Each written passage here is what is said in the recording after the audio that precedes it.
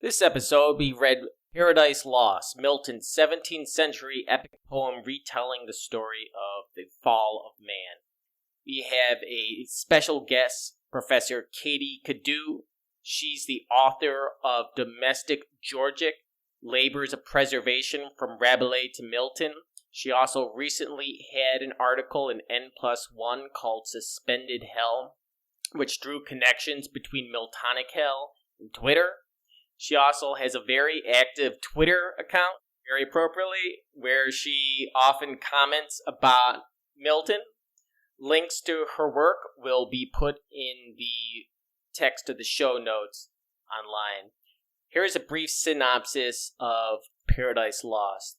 The opening scene is hell, where Satan and the other rebel angels just had fallen from heaven. At Satan's instigation, the rebel angels hold a parliament where they vote to start a covert war against God on Earth, and Satan volunteers to go to Earth. Satan then travels from hell to Earth, and on the way, he convinces the guards of hell's gates to let him out, those guards being allegorical figures for sin and death. He then also tricks the angel guarding our universe to let him in, that angel being Uriel. Meanwhile, up in heaven, God foresees the fall of man. Christ volunteers to pay for mankind's crime, which of course is eating of the fruit of the tree of knowledge. So, back on Earth, angels find Satan in the form of a toad whispering into Eve's ear as she sleeps, and Satan is forced to flee rather than fight. God then sends another angel, Raphael, to warn Adam and Eve not to eat the fruit. Raphael also explains to them how the rebel angels fell after a massive war in heaven. Finally, the famous scene happens. One day, while Eve is alone and tending to the Garden of Eden, she encounters a talking serpent that convinces her to eat the forbidden fruit on the tree of knowledge. Unbeknownst to Eve, the snake is in fact possessed by Satan. She then brings the fruit to Adam, who eats it as well, rather than be without her. Jesus then comes down to pass judgment, and Adam and Eve are cast out of Eden. Another angel, Michael, comes down to explain to Adam the rest of history and the promise of redemption. So, without further ado, here's our conversation with Professor Katie Cadieux. Milton and all the authors that I talk about in my book wrote these monumental texts, epic poetry, sprawling multi-book proto-novels, really, really long books of essays. But they're all really interested in the everyday and how much intellectual labor, which can bring us to great heights like the epic poetry of Paradise Lost, is also in a lot of ways kind of like domestic labor. It's kind of a chore. It's kind of a pain having to write out or get someone else to write out for you all of these lines of poetry and to edit them and to proof them and to check your references. So it's both extremely transcendent, but also very menial, and it can be kind of like drudgery in a way. And especially for Milton, it's very much tied to the body. So Milton, he was blind when he composed Paradise Lost, of course, and he would get these night visions where the muse came to visit him. And in the morning, according to one of his biographers, he would scream, "I need to be milked." And one of his amanuenses would come and take dictation. So even as he's writing this extraordinary, divinely inspired poetry, he's comparing himself to a cow. So bridging the great and the ordinary, I think, is part of Milton's writing practice, and also a lot of what goes on in his poem. He compares the nature of the cosmos and the nature of matter to the human digestive process. And of course, the thing that gets Adam and Eve in trouble in the first place is just eating the fruit. So big, cosmic, divine stuff that's worked out on the level of eating and of the body. There's also that bizarre, or like a theory that there's a discussion of eating and basic substances, as they're digested, they tend towards sort of higher, more ethereal essence. Yeah, it's a very funny moment because Raphael comes to visit and Adam tells Eve to make an extra serving of salad. And as Raphael is eating, Adam gets really nervous because he realizes, oh, you probably eat manna or something up there in heaven, and we're serving you this like fruit salad. Then Raphael explains, no, don't worry. This is just how matter works. I can take this coarse matter and transform it into my spiritual matter. Because actually, angels and humans aren't categorically different in terms of our composition. There's this sliding scale between humans and angels and even God. We're all made of the same stuff. Everything in the world is made of the same stuff.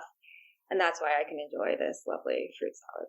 But, one thing that I was really impressed with is how Milton has been sublimated into the fictional workings of so many things you can see if you read this. The war between heaven and hell is become such a trope, and the ideas of, grand armies clashing here. It's just really suffused through all sorts of, comic, video game, movie, television stuff. This seems really foundational, and it's a real synthesis of Christian literature.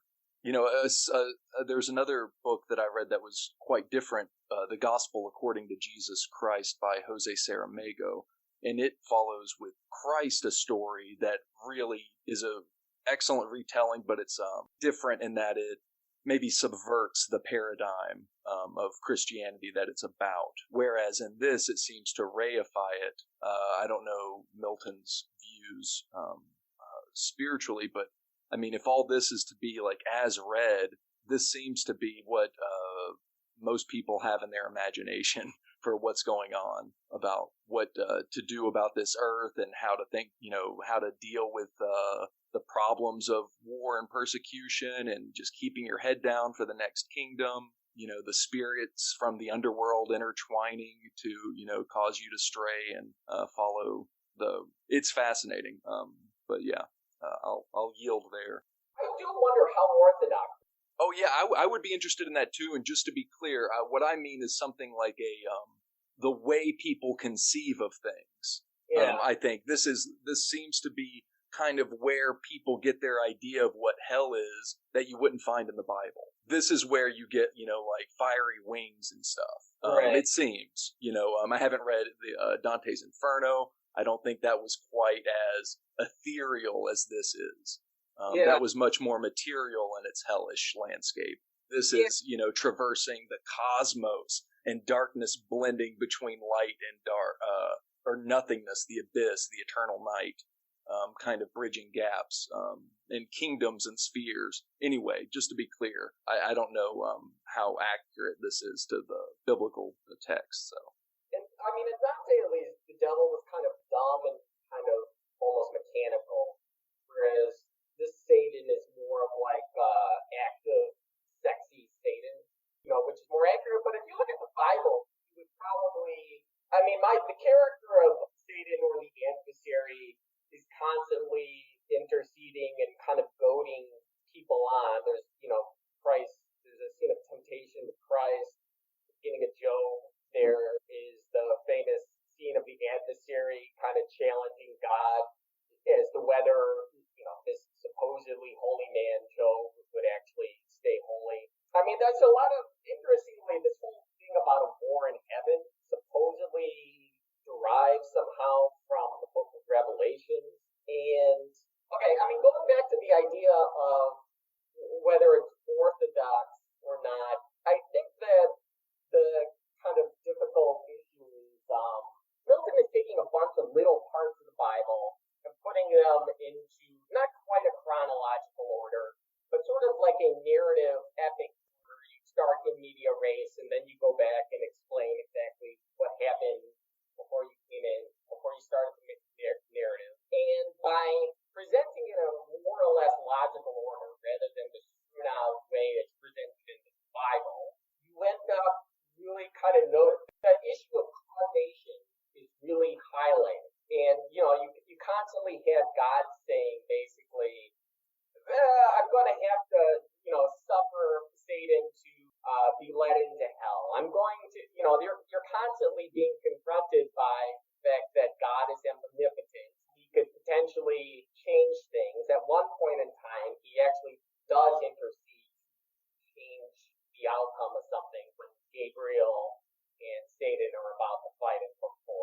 Okay, but where are you going? But I'm going with this is that the idea that this is in some way a setup, and that God knew that creating creatures with free will would lead to, to a fall. Like it's almost like you need a fall and free will kind of go together and are kind of inextricably linked. Yes. I mean, I don't know. I mean, God keeps on saying that. Well, they could have. It's a little. And I assume that he's working with an idea of free will that's a strong idea of free will, where it provides some sort of absolute ability to resist temptation. I know, but are you saying that Milton is saying this in some way that says to you that it's preordained? I mean, God says, right? It's preordained. In book 3, he basically says, well, yeah. Well, they have free will. But they're going to fall anyway. Yeah, but is it that you have a problem with that? Is there a problem with that? I mean, it's just, I think that this is a difficulty in Christianity generally, but I think, it looks it's a little bit weird. It looks like a setup or something, right? Or entrapment. Yeah, dude, this is a problem with the Christian belief. I mean, like, if you do believe this, it's pretty airtight. At the end, I think it's Michael gives it to Satan or to Adam, and he's like, "Yeah, well, look, we're going to take you through this, but then there's going to be a Jesus that comes back, and that's going to like really change the game because there's going to be eternal heaven where there wasn't before." And then Adam's like, "Oh, wow, that would make everything better if this wasn't just it." And there was some kind of redemption, like really cool. And you follow along, and this is like airtight reasoning if you have that linchpin belief that there was this supernatural power. But it's weird because if you read the story as just real, right, like take it at its face value, then Adam kind of looks like a dick because he really did talk to God, and God said to him, don't do this. Whereas other people have to take it on faith, but this guy was like staring in the face of the creator, really, as a reality, as a tree, as a sun. And so with that material reality, that would be impressive to me. I mean, if God spoke to me, I would then believe in God, like, very rationally. So it's an interesting, story because there's contradictions. Katie, I can see you're like thinking I think part of what makes Milton unorthodox, and he's unorthodox in a lot of different ways, is that he really believes in human freedom. He does not believe that. He believes in God's foreknowledge, but he does not believe, or his God at least says, that Adam and Eve fell because they wanted to. They freely chose to fall. And there's a really funny line in book 3 where God is explaining exactly why it's not his fault at all. It's 100% Adam and Eve's fault. He says, I have made him just and right, sufficient to have stood, though free to fall. Freely they stood who stood, and fell who fell. And this it's almost boring, right? How obvious this is to God, that it's entirely their fault. And then later he says, they therefore as to right belonged, so were created, nor can justly accuse their maker, or their making, or their fate, as if predestination overruled their will, disposed by absolute decree, or high foreknowledge. They themselves decreed their own revolt, not I. If I foreknew, foreknowledge had no influence on their faults. So he's really going out of his way to say, yes, I foreknew because I live outside of time. I could tell what was going to happen from my vantage point outside of linear time.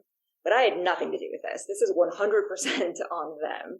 And that's not a normal Christian way of understanding things. Milton tries to really simplify the relationship between freedom and foreknowledge by saying that foreknowledge is not at all predestination. It's just, it's knowledge outside of time. Yeah, that's a great point. High foreknowledge there. I was reading that part. That's pretty airtight reasoning. God is really a jerk in Paradise Lost. Satan is, as you were saying, Dan, very cool and sexy, and God, it just seems like a really boring loser.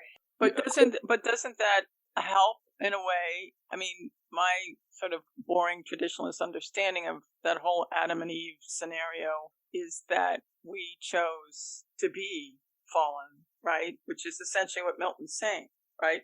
That we've chosen this, and there's a reason why we've chosen this, I think, that Milton is saying. Well, this goes back to my question I was going to ask later about your concept of hell and like hell as suspension, right? But isn't that kind of what Adam and Eve are fighting by choosing what they chose? Yeah. I mean, I'm just playing off these concepts. Yeah, I think it's really important that Adam and Eve chose to fall and that they weren't comfortable living in this kind of suspension. So in some ways, hell is suspension because the devils are stuck there and don't know what's going to happen to them yet. It becomes less suspended by the end when they're eternally damned. But at the beginning, it still seems like they're hanging out there for a while, not sure what's going to happen. Right. Adam and Eve are in a way similarly suspended in everyday life because what Raphael promises them is that if they keep doing what they're doing and remain obedient and keep eating their fruit salad every day and doing their work in the garden, that they might eventually turn into angels. Right. They might sublimate into this higher kind of spiritual matter. But they have to hang tight, don't do anything weird, don't make any sudden movements, just hang in there for a while and doing what you're doing. And Eve gets impatient. She wants it all. She wants to have it now. And yeah, I think it's a kind of discomfort with suspension that makes Eve decide to fall, as well as maybe discomfort with Adam not taking her as seriously as she wants to be taken. In the big picture, in a way, this is sort of a knocking down or turning their back on God. And this plays right into my hate of religion. That in a way they were saying, okay, we're going to eat the fruit, we're going to fall, and life is going to be far more exciting and colorful and multi-layered, as we said, out of suspension. And I mean, I just find, there's all these complicating layers, and I just find that fascinating, that analysis. Well, and I think it's also, the point is that they're wrong, that life becomes duller and grayer. Well, yeah. Once they fall. And it's also important, I think, that Milton's paradise is so fun. There's great food. They have to work, but it's really fulfilling work, and they get rest and recreation. They get to talk to each other. They get to make out during their work breaks, and there's sex. There's nothing anti-pleasure, anti-carnal about Milton's. Right. Yeah, interesting. Katie, you had mentioned, Eve kind of felt like she couldn't exist in suspension, right? And I'm just curious, that kind of connects a little bit to your essay. Do you notice the connection? I think it had mentioned the rebel angels in hell to pass the time. They kind of, and it's almost like a funny suspension that they're waiting for Satan to come back. They're waiting for something to happen. And just in general, there's a lot of weird parallels between things in hell and things that happen elsewhere, whether in Eden or on Earth. Satan's volunteering to go to Earth weirdly parallels Christ volunteering in Book 3 to pay for man's sins. Oh, right. Myself am hell, right? Satan's famous line resolving to go through with tempting man and causing all this trouble weirdly parallels an idea that comes at the end of the book of, if you exercise the theological virtues that you'll have a paradise within. I don't know how much of these things are, to my mind, such things have to be more or less intentional and to connect to an idea of, like evil. I don't know. I understand that, probably Milton's position is something along the lines of like, well, it would have been better if they didn't freaking eat the apple. And I almost wonder whether there's some idea of like an ineluctability or a necessity of evil in order to kind of create history to generate later, but the things that he's saying basically are justifying it, right? This transcendental kind of beauty at the end of time when mercy will suffuse the universe. Like that mercy, you can't have mercy unless there's a breach beforehand, right? Yeah, I think another interesting double is between Milton himself and Satan, because Milton, like Satan, tried to rebel against a tyrant, and he lost, and it was really bad for him. Milton was almost executed. His friend Andy Marvell got him out of prison just in time. And he was writing from a state of real defeat. And like I think it really, both in a theological sense and in a certain kind of political sense, what Milton really cared about was freedom, and to feel that he had lost his chance at that was just really, really devastating. And Satan shares that desire for freedom, that value on freedom. And I think that you can read all of these similarities between good things and bad things, between hell and paradise, between the mind as its own place and the paradise within, as a cautionary tale, right? It's like you might think that you have a paradise within, but actually your mind is hell, and you need to constantly be vigilant and be wary that what looks good is actually bad, because you've fallen, so therefore everything's actually bad. But I also think the similarity between good and bad things is part of another reason why Milton is unorthodox, which is I think he doesn't think the fall is that big of a deal. That because pre-fallen existence is actually not so different from fallen existence in a lot of ways. Adam and Eve have this pretty normal life that we can easily imagine recreating. You can have a paradise within you, even before the crucifixion and resurrection. That Jesus is an important part of the story, but Milton really de-emphasizes the role of Christ, both in Paradise Lost and in Paradise Regained.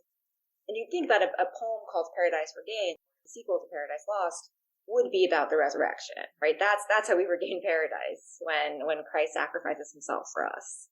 But no, it's about the temptation of Jesus by Satan, and it's just the devil saying, hey, try this, and Jesus saying, no. And then at the end, Jesus goes home to his mother's house. That's the last line of the poem. That's the end. It's really, really anticlimactic. And it's just about Jesus kind of figuring stuff out in his head in a way that is really relatable for us. So yeah, I think that a lot of Paradise Lost and Paradise Regained is really about how we can regain paradise, that if we just work hard and be obedient, just basically keep doing what we're doing, as long as those things are good, as long as we're paying attention to what's good and evil, that it's not impossible actually to. But isn't it understood that evil is a necessity? What do you mean by necessity? Well, you can't have good if you don't have evil. I would just add here, I think, going back to a term we mentioned, that high foreknowledge. I think that argument applies here and doesn't, and then the contradiction is rendered mute. So, like, if God knew that there would be evil, he knew that would be a contest, but not so the individuals participating. And so evil is a necessity in that way because it's a part of the cosmos, but its role is also unknown.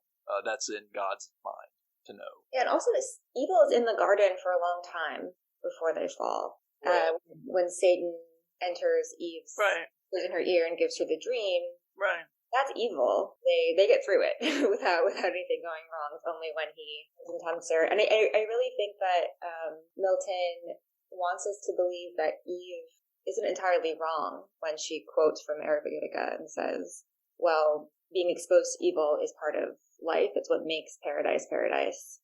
And the presence of evil in itself doesn't threaten our Edenic state. Yeah, I agree. Totally. He was right. But you know what? I mean, you haven't brought this up, Daniel, but I really loved the essay that you wrote, by the way, about the whole Twitter thing. Are we going to bring up Twitter, or we're not allowed to do that? Which, it's kind of ironic I'm bringing it up because I'm not on Twitter, only because I'm never get around to it. But first of all, the concept that you came up with about hell is suspension. Hell is what you do when you're waiting for something to happen. And I just love that concept. And I just wanted you to expand or tell us more, or tell the listeners about what you're saying Twitter is. I mean, I know you were essentially at one point saying Twitter is hell. It's our hell. And I can see the reasons why, but can you expand and let the listeners know more? Yeah, I guess I started thinking about this when, people always call Twitter the hell site. And then one time when someone referred to it as the hell site to me, I was trying to think, because I do understand what people mean by that it's just this doom scroll of bad news and uncharitable reading and the worst parts of human nature exacerbated. Right. But there is something nice about the endless stream of discourse that it really doesn't end, and there's something very comforting about just dipping into that stream So I was thinking, like, oh, well, what kinds of hell aren't so bad? And then I thought of that part in book 2 Concept. where I lost when the devil Right. is hanging out, talking about philosophy and their Right. wandering mazes lost. Right. It's almost like Milton gets lost in his own Yeah. language. Like Yeah. he knows hell is bad, but the idea of these devils hanging out and talking with nothing to do forever potentially is just so appealing to him that his language kind of takes on a life of its own. So, I think I feel this way often when I'm scrolling through Twitter, that it feels both like heaven and like hell, that I love this feeling of being outside of my pressing responsibilities. It's like it really feels like some kind of, in some ways, like a democratic fantasy of a republic of letters, even though a lot of the letters are stupid and hateful. Right. But yeah, it's kind of like what Dan was saying with Arithmetica, that just seeing all of these good and evil ingredients mixed together and just hitting against each other with the randomness of the way that they flow together. And it's not just that we need evil things in an abstract sense for Milton. In Arithmetica, he talks about how we need them to make medicine, that we need these different ingredients with which to temper and compose effective medicine. There are, and precisely like when you're making medicine, often you're using things that are poisons in certain doses, and you're tempering and adjusting them so that they can be beneficial. Sometimes you might get it wrong. I've been poisoned on Twitter before, but I generally find it to be salutary precisely because of all of the mixing in this vial that's suspended in some laboratory. Can I quote from your essay? Sure. Okay. Discourse is hell, but discourse is also what suspends hell. When a container ship blocked the Suez Canal for days, Twitter, like global commerce, was brought to a standstill, clogged with memes. The stuckness of the Ever Given symbolized that of our writing projects, our quarantines, our careers, our attachments to aspirations that injure us. Evergreen tweet, we said of the vessel, pictured with chartering company named Evergreen, conveniently emblazoned on its side, containing so many permanent truths of our condition. But memes always pointed towards something else, the capacity of stuckness, to disrupt the usual flow of capital or discourse, and to create, instead, new wandering mazes of collective linguistic pleasure. Hell is what you do when you're waiting for something to happen. Before we go into that, I just want to also, I think this is from your book. I've got all these little quotes put on one page, and I think this is from the book, but it might be from the essay. Samuel Johnson allowed that to, quote, to invest abstract ideas with form, end quote, is a poet's prerogative, but Milton overdid it to allegorize, like Milton is, quote, shock the mind by ascribing effects to non-entity, end quote, like labeling figures in a photo with aggressively absurd abstract nouns and posting it on Twitter. So, I mean, I find that what you're saying about our experience with Twitter, quote unquote, memes, again, the stuckness that you brought up again with the Evergreen, which again, back to that hell is suspension idea that I adore. I just found these concepts fascinating. So, can you comment? Yeah, I mean, I think that the general sense of suspension was really heightened for a lot of people during COVID, when a lot of people spent a lot more time online. Right. Leave the house, and we're wondering when this was all going to end. A lot of people who are in precarious employment or who just don't know what their futures will look like for any number of reasons. That just is that's the life that you're in. And something I find on Twitter that I think is also true in allegory, maybe even of poetry, is just trying to find, looking desperately for metaphors that explain your existence and things that you're going through, which can be, you can accuse that of narcissism or pathetic fallacy, trying to make everything outside of you map on. But when you say that's the goal of I think a lot of people don't like this about Twitter, that they find it a little bit too insulated, and that it's so, I mean, both aesthetically, that people get tired of all the jokes comparing everything to Twitter, and politically worry that there's a constriction of our sense of political possibility to posting on Twitter, that we need to think outside of the recursive system of Twitter. And I agree with that. But I also think maybe it's the same reason that I like literature, that it is a recursive system where we can get a break from the world and constitute ourselves so that we're able to act in the rest of the world. I think that, there's a well-known line that everyone says Twitter is not real life, but for some reason, it has this weird way of developing your real life. Like your thoughts as you're talking to someone, as you're talking to your husband or whatever, like you'll suddenly go back to a tweet, you'll start to compose a tweet in your head. It has a weird sort of the board, right? It's like it kind of has a way of taking over your thinking.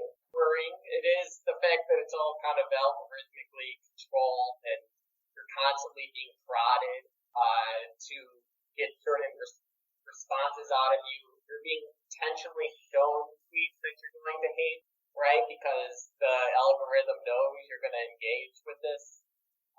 There's a lot of people that are constantly writing, I think, intentionally bad thoughts, right? There's like bait, and it takes a lot of you learn a sort of self-control not to respond to the bait. I can think this morning I responded, it was like a guy who was like explaining you spend $7,000 in entertainment in Manhattan. Well, you're not really rich. And of course I responded, yes you are, you're rich, okay? Did it. Tweeted it because I'm like, that's got me to do it. Twitter got me to do it. And it is like, I guess I'm putting Twitter in the realm of Satan here. It's like, it would be, and maybe the reason why I continue to engage with it, that you really do kind of are continually exposed, not to evil, but not the greatest aspects of human nature, often manipulative aspects, kind of bad faith aspects, and you kind of learn to react rationally to them over time and to kind of have a sort of more philosophical attitude. I think, whatever else you want to say about Twitter, you can at least say that that's one good thing that comes out of it, that you stop being it, kind of overcome your kind of revulsion against human nature. That's what I would say is what is the beneficial thing that has come out of Twitter. Yeah, I think it really is a spiritual exercise that you have to constantly resist the temptation to engage, and also sometimes transform that temptation into something actually productive. So whenever I see something that I want to reply to, I'll immediately text it to one of my other very online friends, and I'll try to process it and figure out, why is this making me so angry?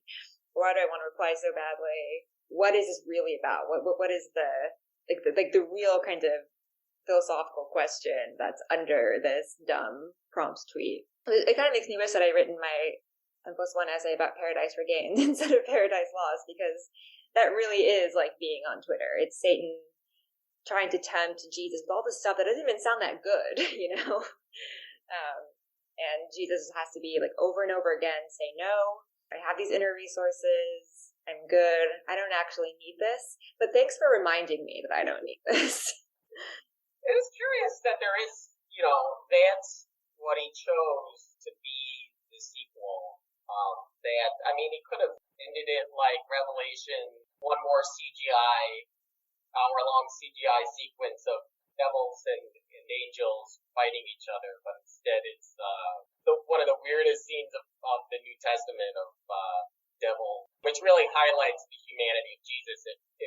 It's not completely, if there's no point, there has to be some point to the exercise, right? He has to be, I would think that Jesus would have to be tempted in some actual real way for it to even make sense. So I don't know. I guess it goes back to your point of, the ending of Paradise Lost kind of focuses on the theological virtues of charity and temperance. I suppose in the sequel, then, Jesus kind of modeled the face of the temptation. I confess that I haven't read Paradise Regained.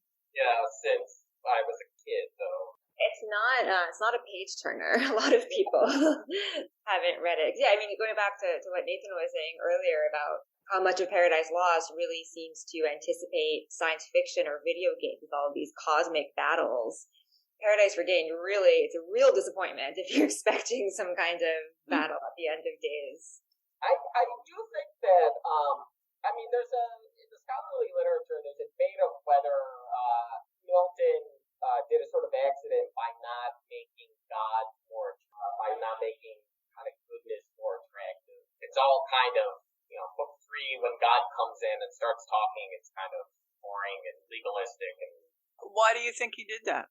Well, I mean, I kind of, if I want to, I always like to take apparent mistakes, and, my compulsion in reading is to kind of wonder whether this was intentional. And I kind of, this isn't the most original thought in the world. Kind of Stanley Fish thought of it first, but probably any number of people thought of it first. But, an idea, the book kind of stages as sort of temptation in itself, where, that, like, Satan is weirdly sexy, right? Like, it's, right. And you kind of have to think through, like, why is this bad, right? Why is this? I mean, Milton is very much doing the platonic, like the softest thing of giving the better, making the worse appear better, vice versa, right? He's kind of demonstrating that, even though he works in rhetoric, that rhetoric is kind of, rhetoric is incredibly dangerous, I guess. I mean, saying it's dangerous, it's easy for it to fall into the wrong hands, and that you have to approach it all the proper attitude of sort of, what he constantly harps on in the essay, charity. That you have to read, the apparently attractive speeches of people with an eye of discerning and not just kind of take it at face value. But in Hell, I love a comment that he makes when the devils raise up Pandemonium, which is their parliament, and Satan Milton says, this thing is better than anything that'll ever be built on Earth. And it just goes to show you, when you see those fancy buildings out there, don't think much of them, because, look, a bunch of evil devils could do better than that, and in fact, there are better things in hell. And, again, kind of going to this idea that even though the theological virtues are fairly united, the non-theological virtues that Aristotle would talk about are not united. This is just maybe a guess, but things like courage doesn't necessarily go with justice. Things like beauty, doesn't necessarily go with either. And I think there's a passage, always hard to find these things on the fly, but there's a passage where he basically implies as such. Here it is. So this is right after Satan volunteers to go up to Earth, and it's kind of, is it sort of virtuous? It is pretty virtuous. And I think that's basically what Milton is implying here for Satan to do this. This is what he says. Nor failed they, i.e., the rest of the fallen angels, to express how much they praise that for the general safety he, i.e., Satan, despised his own. For neither do the spirits damned lose all their virtue, lest bad men should boast their specious deeds on earth, which glory excites, or clothes ambition varnish over with zeal. I mean, it's just a strange thing that Milton kind of concedes that, this is virtue, at least a non-theological virtue of, like, it is kind of like what a leader is supposed to do in terms of sacrificing his own general safety for larger group, although I suppose Satan has kind of vainglorious motivation, but, this does look like what actual virtue is. Okay, I forgot my question. Sorry, I went on, I kind of went on. I think he's also playing there with like classical virtue and Christian virtue a little bit as well. Right, that this would be an example of the classical virtue, the non-theological. Heroic. Yeah. Power or strength. Ambition. Right. Yeah, versus chiefly to obey. I want to say that this is something close to an Aristotelian idea of virtue that or just something closer to justice. It isn't just purely like like an Achilles kind of idea of virtue where it's like, fuck the group, I just, I'm gonna be glorious on my own or whatever. He is kind of, there is an element of at least the appearance of self-sacrifice. I mean, he is self-sacrifice. That for the general sanctifies his own. The way he orchestrates the vote to have war with heaven, I mean, I guess his ultimate motivation is his own kind of glory and honor amongst the fallen angels, yes? Yeah, and I think that's part of what's so interesting about Satan, that he does have many admirable qualities. He does have a kind of virtue, in really all senses of virtue. He seems to participate in all of them to some degree, but he falls. He doesn't quite embody those virtues, even though he gestures toward so many of them. Well, and just talking about this specifically, it seems that he is a counterpoint to obey and then disobey. So he is virtuously pursuing his node of that disobey. He's going to go down that path to its end, to its utmost, and it's in direct opposition. And there's a tension. But that's, chiefly what he's going to do. They're like, could we ask for forgiveness and then go back to singing praise? Nah, I'm committed to, not following orders. Right. He has an idea of a sort of, it's his nature is kind of, his reasoning is sort of like, given my nature, I can't actually repent. If I repented, sooner or later I'm going to hate God again, and then I'll get an even worse punishment. This is what he kind of reasons on. Yeah, and so by taking up the opposition, he forges a new glory for everyone, including himself. And it's, chiefly that corrupt what you can, keep the work alive, even in your miserable state, to do what you can. And if you're made more miserable, then the act of rebelling will seem even grander.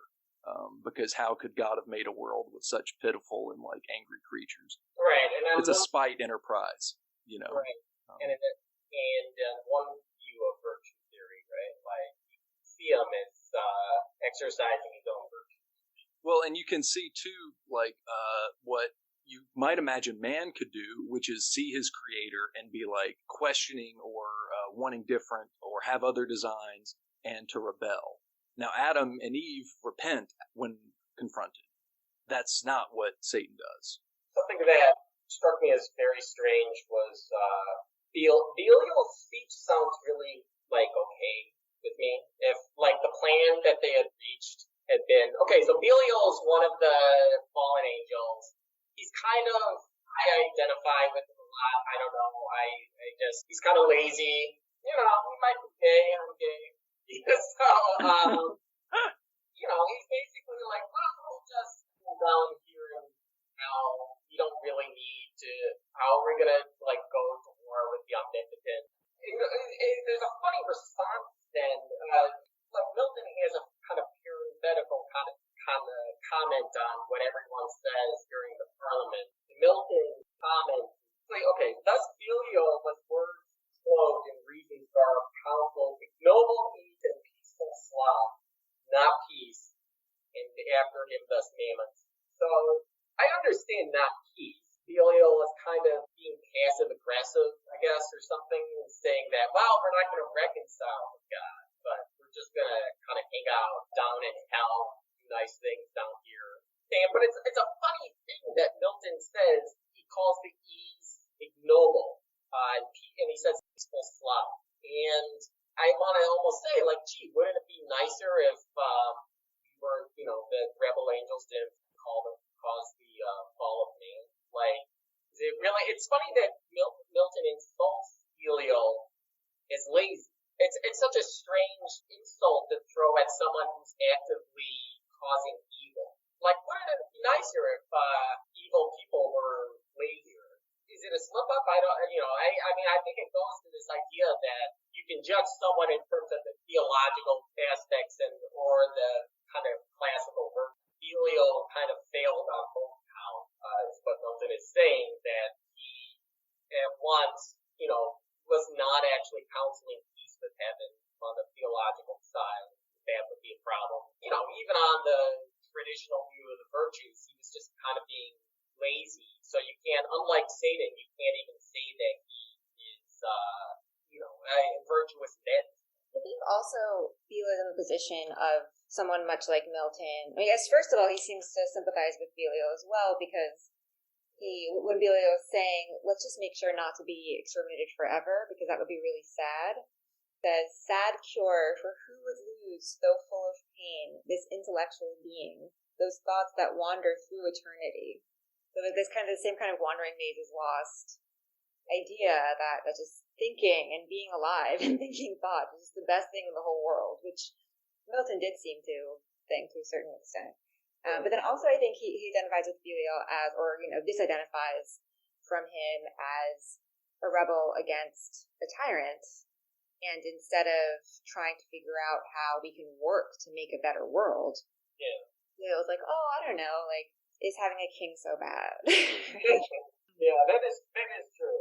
It is true. So it must be. It's like probably an indirect comment on the restoration of the monarchy. Yeah, it's theological, and then there's the moral, but then there's also the political as another layer of virtue. And that's something I've never seen a thorough analysis of all the hotshots that I'm sure Milton is trying to get into Paradise Lost. Right? Like, how is he trying to get past the sort of like, what's the strategy in terms, like, did he have a strategy politically at this point? Was this a sort of like very covert kind of political threat in itself? I've never seen a thorough analysis that would put together all those things. I mean, my sense is that he recognized on some level that anything that smelled like his old propaganda would immediately get shot down.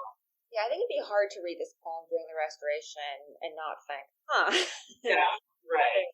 King, and God is described in such monarchical terms, and Satan's rebellion is described in such anti-monarchical terms. It'd be really hard not to think about the English Revolution. Yeah, I'm also thinking about at the end with Michael's narrative of I think it's after the flood with Babel and that the hunter a man guy, the basically warlords of the Middle East that are described in the Bible, which does imply some sort of letter P. They're basically warlords. They're basically guys who figure out how to make people work for them. So I don't know. I mean, there is something there. It's not like Dante who's putting in like all of these little insults, all of his political enemies, any chance he can get, and putting them in funny places in hell. It's not quite the same kind of attack, but it definitely is a response to the failure of the revolution.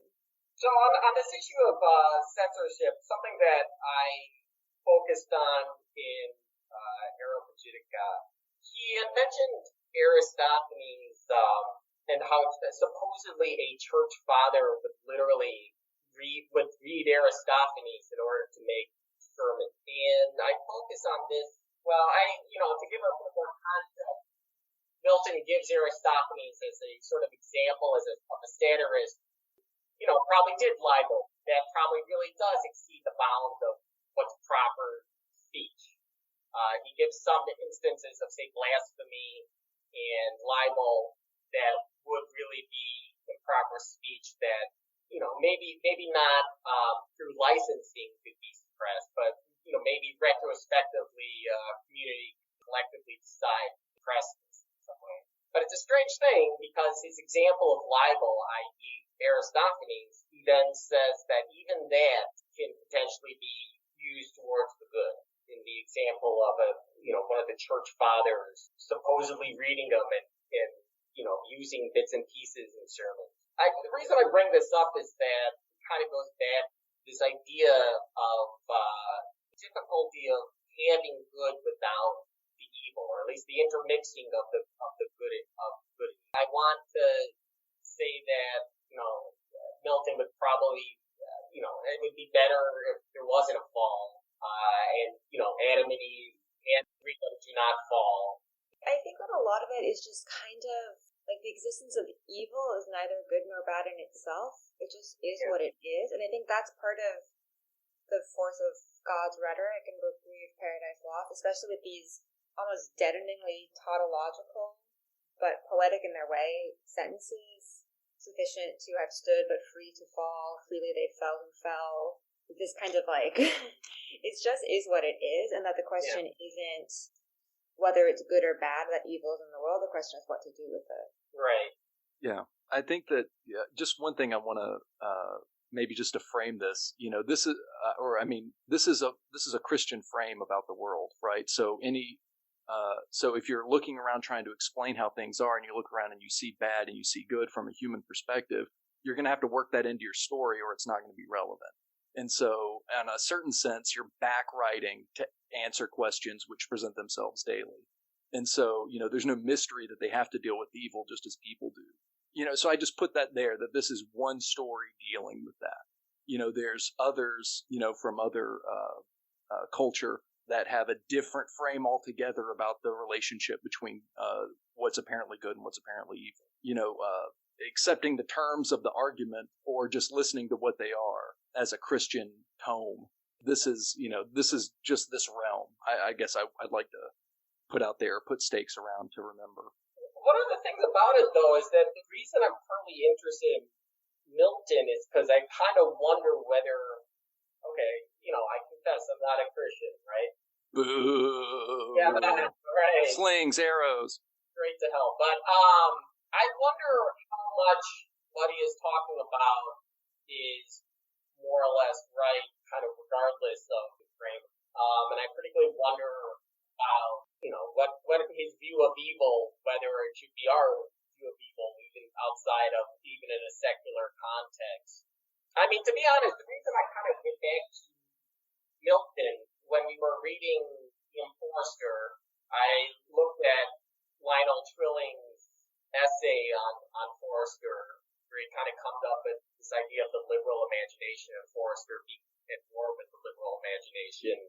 And he has a critical quotation of the Aeropagitica on this issue of a mixing of how good and evil tend to be intermixed, and saying, Trilling's point was basically like, it's a foundational idea of liberalism, he wants to say, that good and evil are kind of mixed in this way, and there needs to be a sort of patience and process of sorting out, of not kind of jumping the gun and trying to throw out the evil, but instead trying to parse the good from the evil, letting it sort of exist and kind of living in sort of ambiguity. I mean, what he was really thinking about was people kind of in the drive towards social progress, probably as represented by communism and stuff like that, that you'd be throwing out too much good in the name of getting rid of evil. I think it's important that, Milton, a lot of classical liberalism does come from Milton.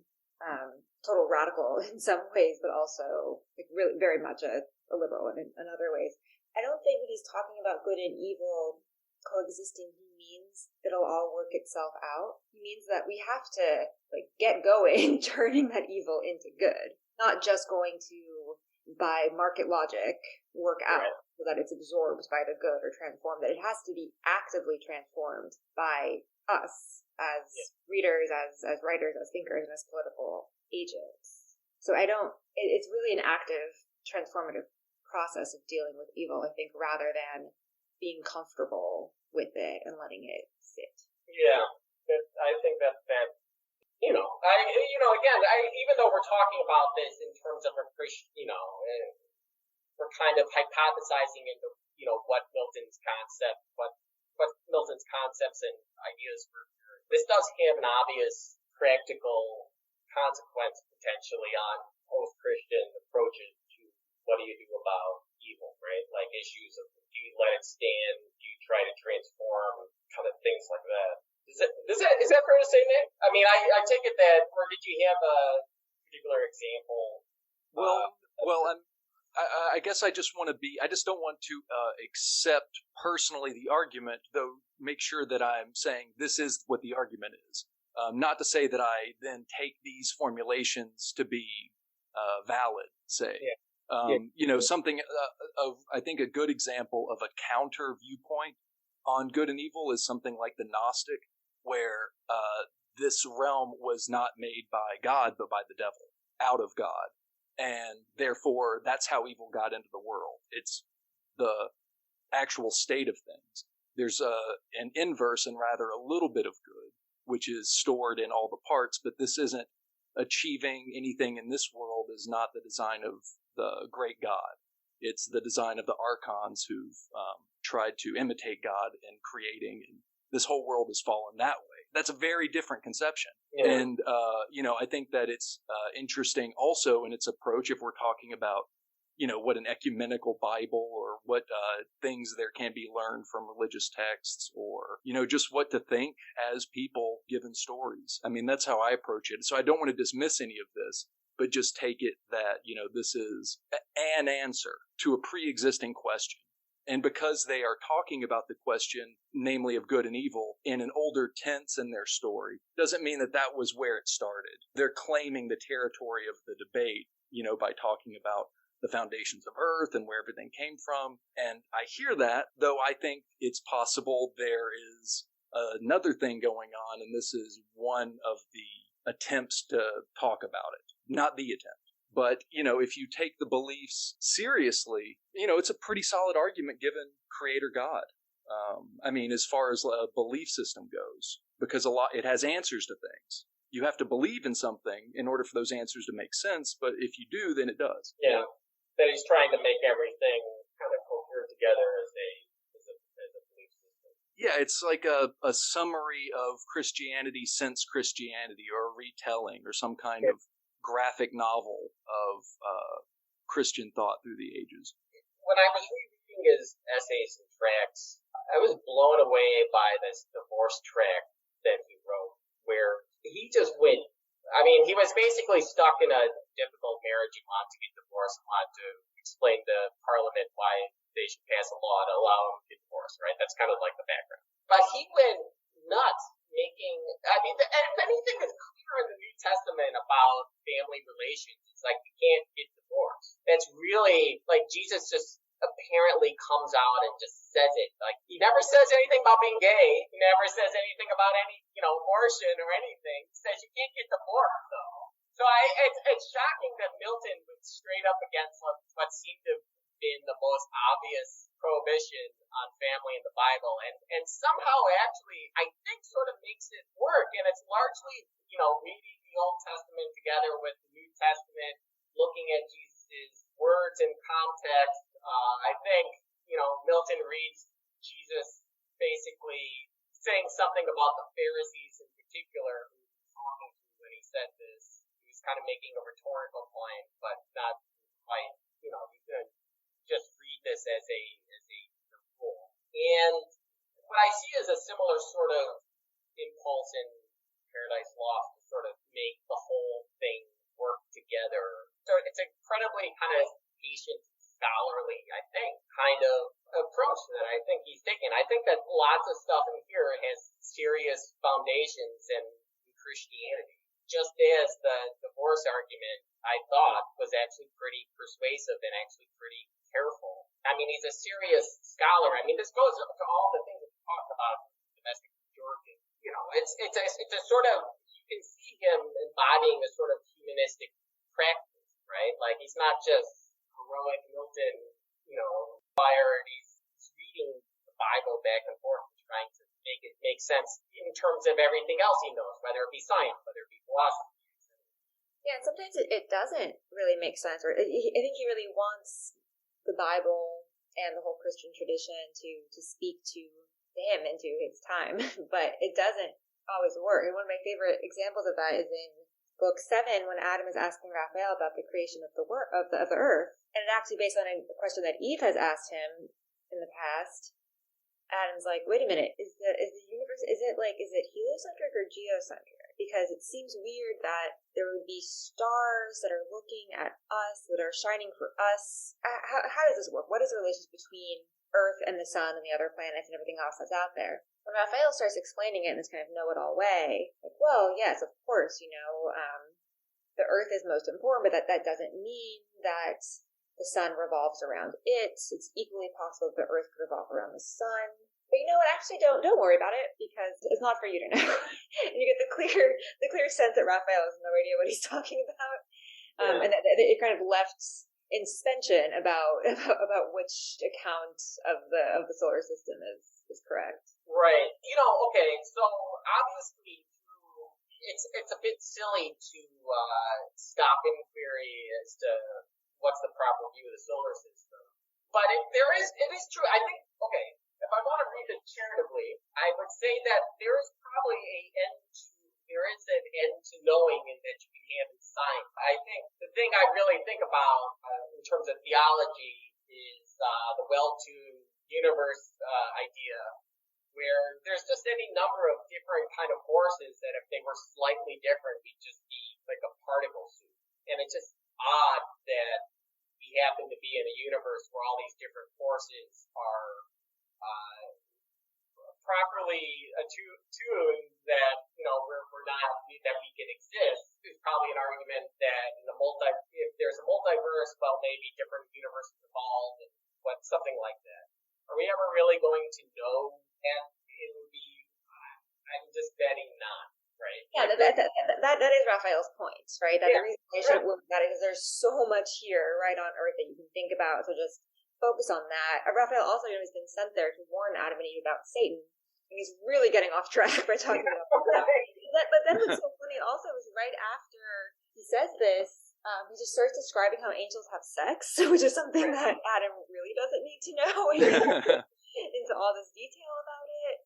So I think it's kind of arbitrary what is in the purview of things that Adam should know about and what's outside of it. And it seems to have something to do with wanting to hold different systems of thought in suspension. That it's okay to know things that don't contradict other things. But when it comes to things that where we really don't know the right answer, then it's also fine not to know and just to kind of hold different possibilities together, which is something that Milton seems to really care about a lot. He famously loves the word "or."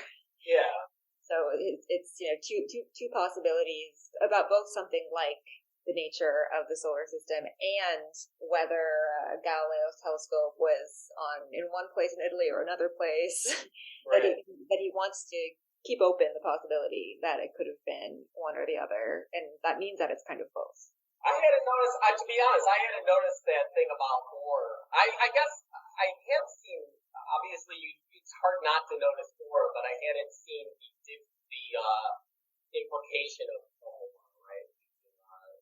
Keeping different possibilities open as options. What about you, Nate?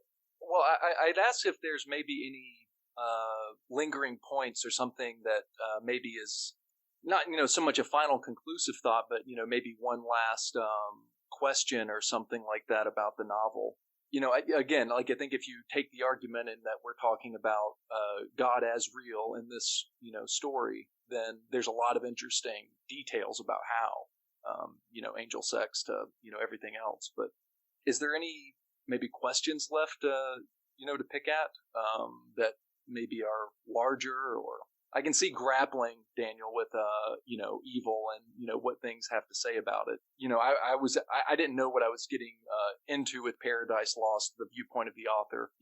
I take him as a believing Christian, and so I think I've kind of got what I need to get, basically. He does believe weird stuff, though. He believes a lot of things that other Christians don't believe. Mm-hmm. I've never read, so reading the background of I didn't get around to this huge Christian treatise. I'm not sure I ever will. Sorry to say. In the Latin. Well, in English translations. So maybe a background of what is motivating me, what was motivating my interest, and which kind of ties back to Twitter, right? Is all the evil people on Twitter, right? Like all the maybe evil is a strong word, but all the things on Twitter that you kind of, you're very naturally tempted to suppress on Twitter, right? You are tempted to dunk, you are tempted to sort of shove it, it's almost like my initial reaction, I'll just speak for myself, was like, oh my God, how can someone say that? And, to some extent, this ties in with our recent political history, right? Like, in a way, Donald Trump was one of these guys that you wanted to silence on Twitter, which I did silence on Twitter, at least in terms of muting. I think, so if someone is wondering out there, like, why the hell are you reading Paradise Lost, why Milton in particular, I think there is a question of sort of like what exactly are you supposed to do with these sort of instances of speech and I guess you could say, temptations out there, like how are we supposed to think of them, and how are we supposed to, are they just a defect in the world, right? Like, is there any way to bring them into a constructive relationship with the good? I think these are all kind of things that Milton was thinking about very deeply, both in the Eremogittica and I think in Paradise Lost as well. So in any event, it's not really like another question, right? I'm just kind of putting my cards on the table, like, why this book? And I think, it's as decent an attempt to kind of think through these sorts of problems as any that I can imagine, even though it seems kind of far afield from our contemporary world. I mean, the poem is about, God and Satan and the creation of the world and the end of time, but it's also about Adam and Eve, and that's what I find to be the most, all the other stuff I love too, and it's related to the Adam and Eve stuff in Paradise, but it's just like two people trying to figure it out and trying to help each other, and something I find, and I don't think you have to think of this just in terms of a heterosexual couple form. I think it's just any kind of community that you can find that you enjoy working with and that can help you out when you're tempted and exposed to evil. That it's part of what I find Eve much more compelling than Adam right before the fall. But what I think is compelling about Adam is that he says, we're just better together, right? That it's not just that you're a weak woman and you need me, I need you. And that we need to help each other out because the world is scary and we're just better when we work together. And I find that just to be it's so much a poem about the individual soul, right? The paradise within Happier Far is so much about how you can kind of read this book as self-help for how to find some consolation in a fallen world. But I think it's also important that Adam and Eve are a little community and that they help each other. Yeah, I still think that I read through a bit of the secondary literature, and something that blew my mind was C.S. Lewis's. He makes this claim that Adam made the wrong move after Eve bit the apple, and he's just like, it's the least romantic thing you can possibly imagine. Where C.S. Lewis basically is like, "Come on, Adam, you would have, God would have just made another Eve." And it just completely misses the point of their relationship. And I think I almost want to see that, maybe Milton, the theologian, in his theological mood would say, okay, technically Adam did wrong, of course, but, in terms of the emotions of the poem, it's just an incredibly touching kind of moment when, Adam kind of comes to a realization that, like, I'm just going to have these apple. Like, we're one flesh, right? And I don't know. I find that incredibly touching. And I mean, a lot of Eve's own motivations are a sort of panic after she eats the apple, right? It's a sort of panic of like, oh my God, like what if I can't be with Adam then? Her own motivation for suggesting that he eat the apple as well is to some extent that, in order to retain the connection. I don't know. Anyway, I agree that it's a beautiful and incredibly complicated relationship that they have. It kind of raises a lot of questions about sort of the nature of marriage. Yeah, Milton, as you know from reading the divorce tracts, had some complicated feelings about marriage. But I think part of what I find moving about the divorce tracts is another, there's a lot going on in there, but that he really wanted someone to talk to. Right. And I think there may be political reasons why his first marriage didn't work out, but the story that I heard first is that she was very young and he just wanted to talk to her about, and she just was so bored and did not want to engage. And he was like, well, the Catholics, they can get a divorce for lack of of conversation, right? Failure to sexually consummate in terms of like a sexual conversation. But, shouldn't we Protestants care about conversation in the sense of two souls meeting by talking?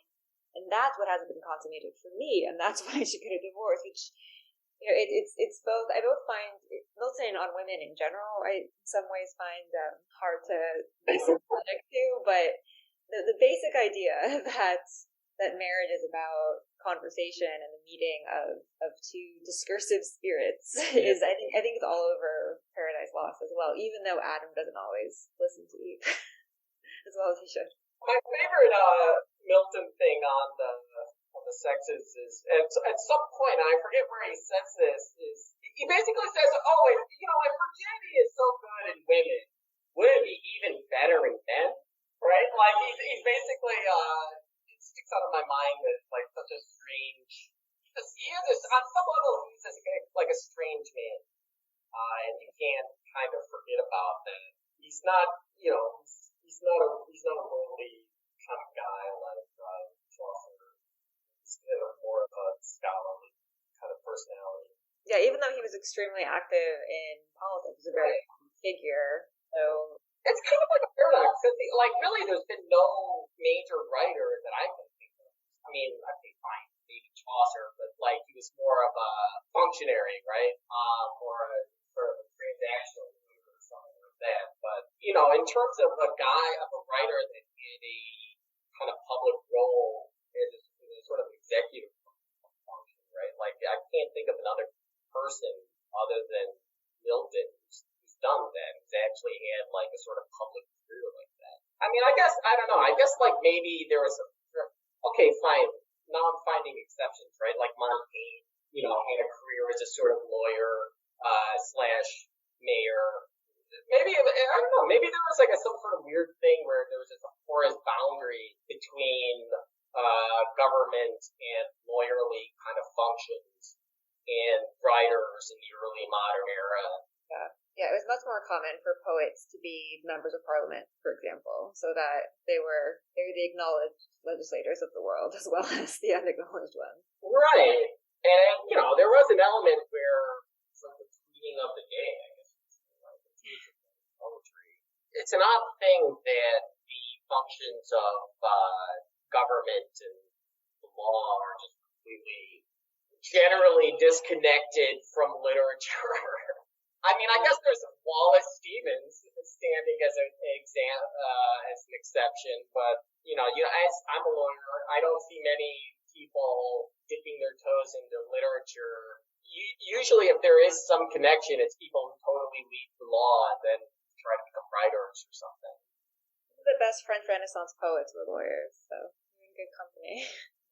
Right, which is like a curious thing and something that I think maybe is a little bit lost now, and I don't know quite whether it would make sense to try to capture that sort of connection between literature and law again. I mean, I know that there was what's his name, Eden White or whatever. I mean, there have been people who have tried to reconnect law and literature. Obviously, there were like courses in law school.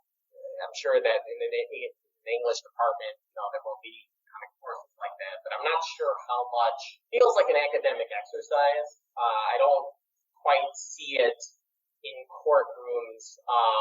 I don't know. I just haven't quite seen it out in the wild. It's sort of like an idea that maybe you're keeping the embers on to try to keep the idea alive, but I'm not seeing it in real life. Certainly, I don't have the talent to try to do that. I was just going to ask. I look forward to seeing your poetry collection. No, there's no way. Although it would be kind of interesting to just have like a bunch of subtly legalistic poems, or maybe poems in the form of stamps. That would be painful. Never mind. In fact, strike that from the record. We usually give a last quote. I'll give a little last quote. It's a thing I keep on referring to with the theological virtues at the end.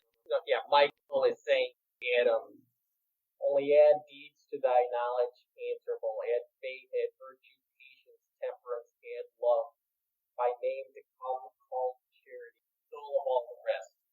Then wilt thou not be loath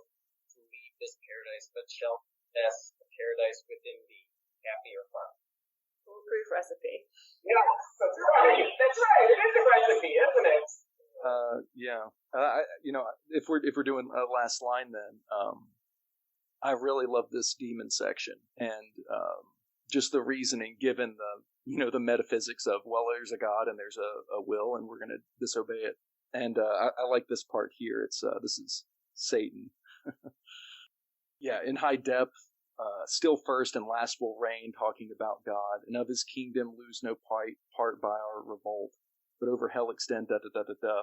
Oh yeah, what sit we then projecting peace and war?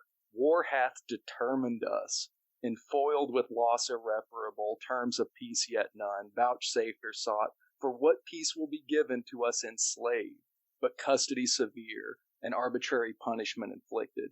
In what peace can we return, but to our power, hostility, and hate, untamed reluctance, revenge those slow, ever plotting how the conqueror least may reap his conquest?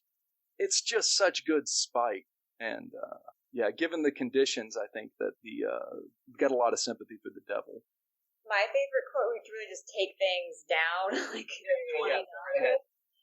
is when Adam tells Eve to make the salad, and he says, "Oh, Eve, come on, harvest everything in the garden. We got to go all out. We have a special guest, or first guest." And Eve says, "Adam, earth's hallowed mold of God inspired, small store will serve, where store all seasons, ripe for use, hangs on the stalk.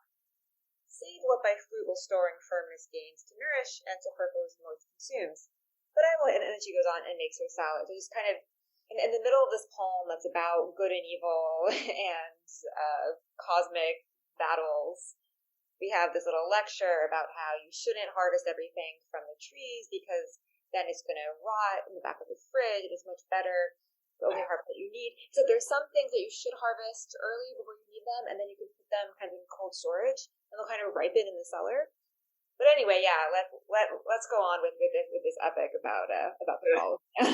Well, right. This is, I mean, it is a metaphor, I think, for all the larger things. Right? Mm-hmm, exactly. Yeah, and especially I think what I like about it is just this idea that even in paradise, where you think it'd be a kind of a pure presence and immanence, that Eve is like, we have to think about the future. We have to, we have to start thinking of ourselves as people who live in time instead of just thinking about what we're eating or feeling right now. There could have been just a different life of humanity, and it wouldn't have been boring. We didn't necessarily have to fall, maybe. Oh well. We're falling though. All right. Thank you again. Thank you so much for coming on the podcast.